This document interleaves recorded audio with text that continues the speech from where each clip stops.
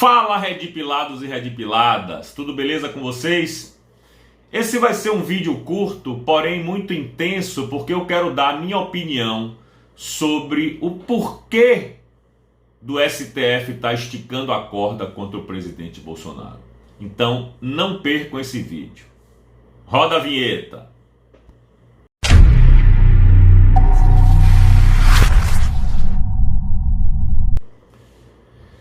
Como a gente sabe, essa história do indulto que o presidente Bolsonaro concedeu ao Daniel Silveira, melhor dizendo, a graça, não deveria ser objeto de contestação, muito menos de discussão pelo Supremo Tribunal Federal, porque é constitucional, está dentro das leis e normas e principalmente é uma prerrogativa do presidente Bolsonaro.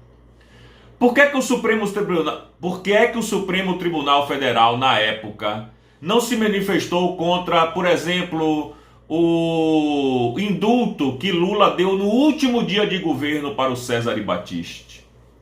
Por que é que o Supremo Tribunal Federal não se manifestou contra o indulto que Dilma deu para Delúbio, para Dirceu e outros condenados no Mensalão? Por que é que o Supremo ficou caladinho? Por que é que os partidos de esquerda ficaram caladinhos diante dessas atitudes e agora querem tentar reverter o indulto que o presidente Bolsonaro deu para o deputado Daniel Silveira? Pois é, minha gente. O Brasil está chegando num ponto, é o que no inglês se diz point of no return, é um ponto sem volta. Por quê? Por que eu digo isso?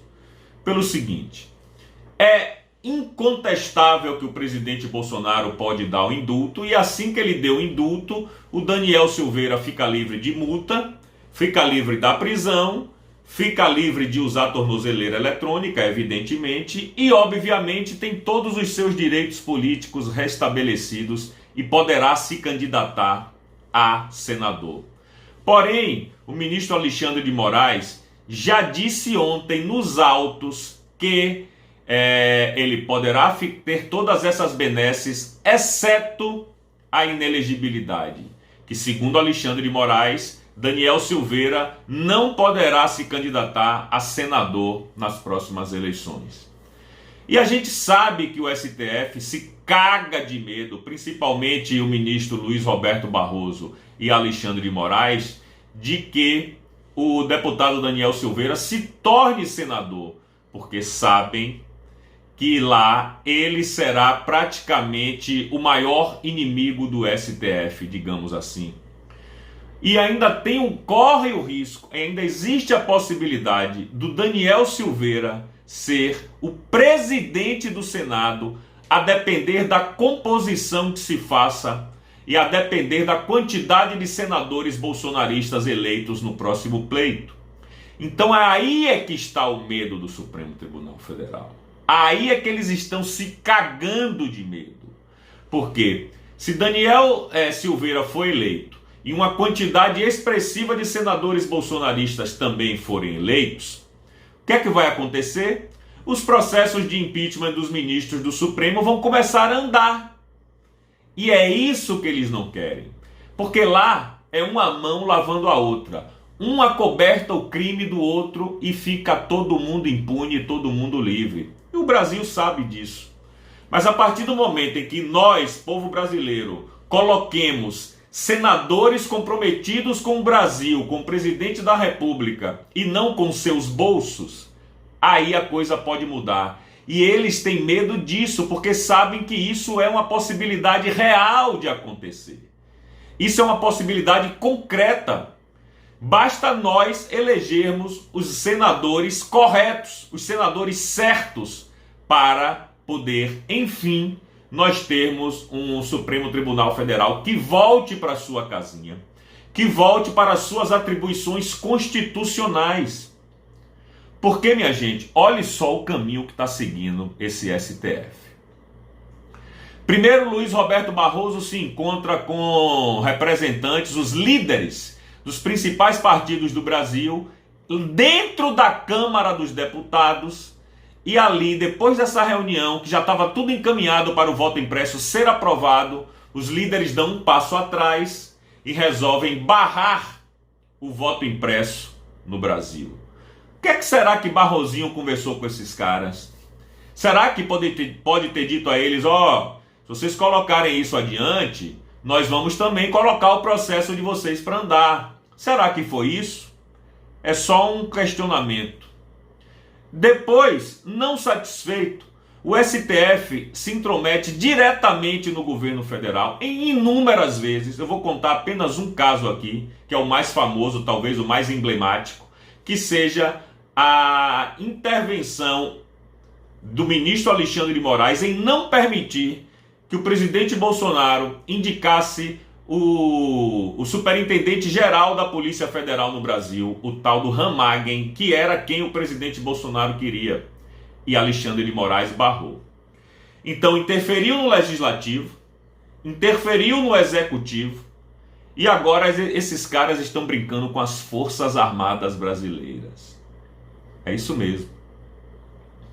É incrível as declarações que o ministro Barroso deu num seminário lá. Acho que ele fez por teleconferência, mas o seminário era na Alemanha, onde ele disse que as Forças Armadas, através de alguém que as estava manipulando, estava tentando interferir no processo eleitoral.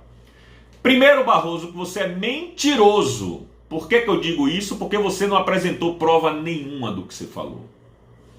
Segundo, que as Forças Armadas, como bem disse o comandante do Exército, não são crianças para serem manipuladas por quem quer que seja. Terceiro, que você não foi homem de dizer em suas palavras que quem estava interferindo supostamente seria o presidente Bolsonaro. Então, para mim, você é um covarde. É isso que você é. E é isso que o povo brasileiro pensa de você também, Barroso. Não se engane, não. Não ache que é porque você vive numa bolha, que o mundo te ama, que tudo que você faz é aceito, porque não é.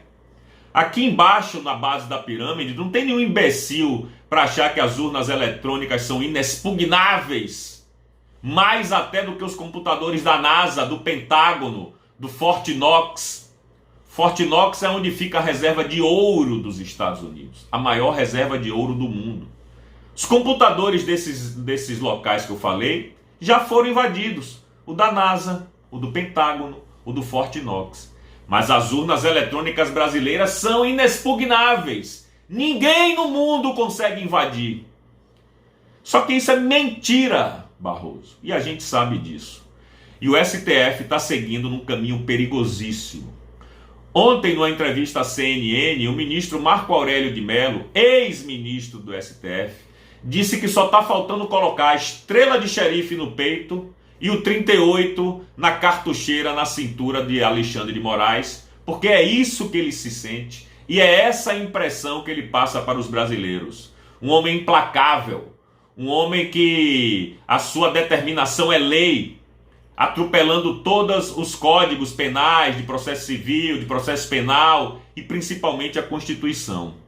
Então eu vejo um caminho perigosíssimo nesse embate entre as Forças Armadas e o STF. E sabe quem vai perder, Barrosinho e Alexandre de Moraes? Vocês. Vocês é que vão perder, se continuar nessa refrega com as Forças Armadas. Se eu fosse vocês, eu pensaria direitinho antes de dormir se vocês querem continuar nisso mesmo. Porque já se fala, inclusive, do Ministério Público Militar abrir um processo contra você, Barroso. É, irmão. E aí não tem pra onde fugir, não.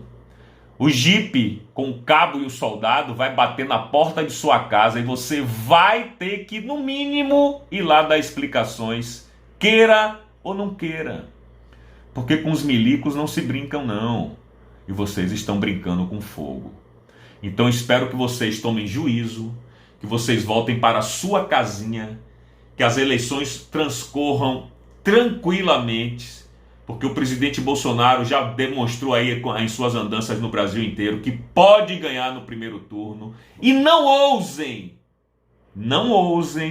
desafiar a direita conservadora e cristã desse país, porque até agora estávamos quietos e calados.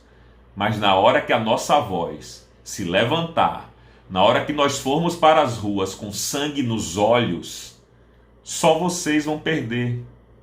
Entenderam? Então prestem atenção na merda que vocês estão fazendo com o Brasil e principalmente o que vocês podem fazer com as suas vidas. Ok? Me siga lá nas minhas redes sociais. O meu Instagram é @AdrianoDidiCastro. O meu Twitter é @DidiRedPill.